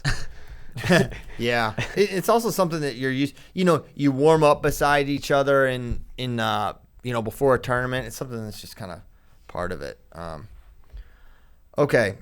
So that was awesome. Please check that out. I think you're really going to like it. We'll do one more because it's 9:48. I'm getting hungry. Just kidding. You're not kidding. But I am hungry, but that's not why I want to move on. More likely to win both NCAAs. This could be quasi shots fired at Sam Herring's question, but Lee and Chinzo or Rivera Marinelli? Which ones are both most likely to win? Rivera Marinelli. Rivera Marinelli. What do you think, Willie? Lee and Chenzo. Really? He said that like. Are you going to pick them both? I think I'm picking Spencer Lee. Does the Pittsburgh factor in there at all for you? Absolutely not. Me either. Someone was bringing that up to me. He's like, you know where NCAAs are? I'm like, so what? What does that matter? Yeah. I think it can matter for some guys. Like, I think it mattered for Kyle Cannell last year. I think it mattered for Tariq Wilson. Maybe I'm wrong. Well, no, here's what I'll say to that. It's like, man, if you wake up in your own bed and you're like, okay, that's an advantage. Jordan Burroughs wakes up for Final X where he sleeps, right, and then he goes and wrestles. That's an advantage. But, like, he's going to fly he's going to fly to Pittsburgh. He's going to stay in a hotel. Isn't he also from he's from kind of far out? Shanksville, I think is what it's called. It's like near Erie, I think, or Meadville. Like if he were he's really from Sagerstown, which is Sagerstown, that's what it is. Way north. Yeah. Yeah, that's Shanksville is where 9/11 plane went down. Oh, jeez, that's why. I watched this freaking documentary about the 2000s yesterday. That's why I said Shanksville. Well, thank you for that correction. Yeah, it's like it's like just it's north of Meadville. Okay, I was kind of right. That's where my brother's wife is from, Meadville. That's the only reason I know anything about that place. Okay, but no, it doesn't factor in at all. The crowd just gets behind him more, like when they start doing well, but I don't think it really impacts the way they wrestle. They're not going to be behind him more. Like, it's going to be the same delineation as it would be if it was in St. Louis, probably. The only thing it could be worse for him is there's going to be more Penn State fans who certainly are not going to be cheering for him. Sure. I can't imagine. For Spencer, not for Chinzo, obviously. Oh, yeah. For Chinzo, yeah, maybe. It's going to be loud for him. But, no, I don't think that's going to factor in at all. I'm not big. Who are you picking? I don't know, This is way too soon. This is crazy. Way too soon. Well, so the wild cards come out today, and there's freaking RPI and coaches. I will yell at everyone. You won't yell. Every single person. You won't yell. You need to take a video of yourself yelling. I will. I seriously will. You need to hold an emergency press conference and yell. Yeah. Yeah. You need to name names. You can't even say coaches. You need to look right in the camera and say like Kevin Ward or something. Okay. I was actually talking to Kevin Ward last night. Sick name drop, bro. Well, name drop. Anyway, but brackets come out Wednesday. So given that we're going to be, oh crap, are we going to have any FRLs next week? I don't know what we're going to do. I just got Why scared. can't we have one Tuesday? Because we're flying We're Tuesday. flying. Okay, honestly, You're flying Tuesday? We should legitimately do them over the weekend. We should legitimately do them over the weekend. Because we're going to need to do more than... We can't just have the Thursday FRL like that be all our picks and all of our breakdowns and everything. That's not going to happen. We need to go Thursday through Sunday, basically, and also Monday. What if we did but honestly, what if we did 4 45-minute podcasts? What if we did 5 35-minute podcasts? That seems a bit cumbersome. What if we did 6 25-minute podcasts? Now you're just talking out of your butt. 625s. 625s. Rivera. Never mind. What if we did 7 hard 30s? All right. We'll stop saying numbers. We'll figure that out. That's our problem to solve. We will let you know. We will make you so aware. Are we ready to go? Any parting thoughts, Bracky? What was the vibe on the internet? A lot of people watching? Yeah, it was great. Me and all my friends. Me and all my Facebook friends. Nice. Well, you need to give them more love next time, okay? You know what? You deal with your thing. I'll deal with mine. Well, I want them to feel involved. They do feel involved. I talk to them all the time. Don't you think they might want to hear their names? You'll just yell at them, so you stay out of it. Oh, okay. It is, it is a new tradition of mine. The team race. That could mean a lot of things. The team race is not in doubt. However, from an individual perspective, as far as storylines and results, this will be the greatest NCAA tournament of all time. Oh, my goodness. Until next year. And Nick likes to call things of all time. Yeah. He likes to say... I'm telling you, next year... Oh, they already muted Willie. That's a shame. I don't know why. Why didn't mute they really want us out of mute here. Me? Yeah, now you're back. Say what you're going to say.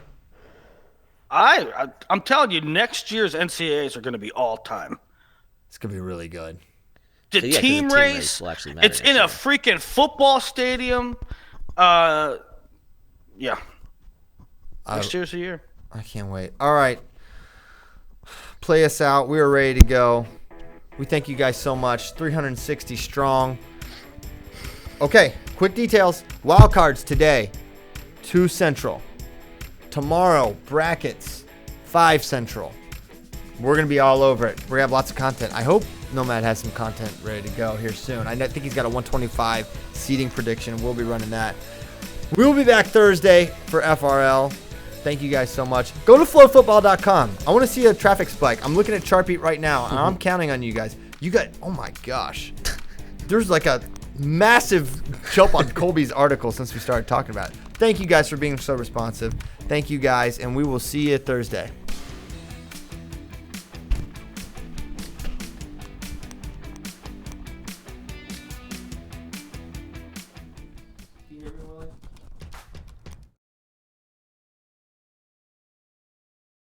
I put it in the Facebook comments. I wonder if people went from there.